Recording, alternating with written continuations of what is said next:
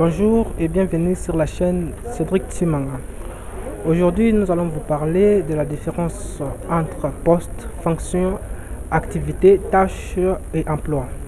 Deuxièmement, nous allons vous parler des tâches ou activités. Et troisièmement, nous allons donner des exemples de questionnaires de description des postes. On commence par la différence entre un poste, 2 fonctions, 3 activités, 4 tâches, 5 emplois. 1 poste. Un poste désigne une position ou un rôle spécifique dans une organisation qui peut être occupé par une personne. 2 fonctions. Elle désigne un ensemble de tâches ou d'activités qui sont liées et qui permettent la réalisation d'un objectif commun. 3 activités. Désigne un ensemble d'actions ou de comportements qui sont nécessaires pour réaliser une tâche ou une fonction. 4 tâches. Désigne une action ou un ensemble d'actions spécifiques qui doivent être réalisées pour atteindre un objectif ou une fonction. 5 emplois. Désigne l'ensemble de responsabilités et des activités qu'une personne est chargée de réaliser dans le cadre de son travail. 2 tâches ou activités.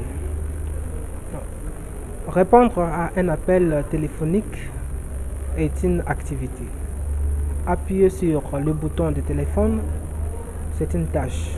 Saluer l'interlocuteur est une tâche. Nommer les services est une tâche. Écouter la demande est une tâche. Acheminer l'appel, c'est aussi une tâche. 3 exemple des questionnaires de description de poste. Titre du poste. Responsable de vente, résumé du poste. Le responsable de vente est responsable de la définition de la stratégie de vente et de la gestion de l'équipe de vente pour atteindre les objectifs de vente de l'entreprise. Responsabilité. Développer et mettre en œuvre une stratégie de vente efficace pour atteindre les objectifs de vente de l'entreprise. Gérer l'équipe de vente, y compris la planification des ventes, la formation, la motivation et l'évaluation des performances.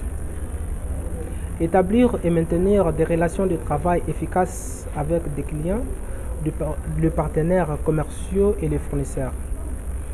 Analyser les tendances du marché et les données de vente pour identifier les opportunités de croissance et les menaces pour l'entreprise. Élaborer les rapports de vente réguliers pour la direction et les parties prenantes clés. Compétences requises. Une expérience éprouvée en matière de gestion d'une équipe de vente et de réalisation d'objectifs de vente. Excellentes compétences en communication et en négociation.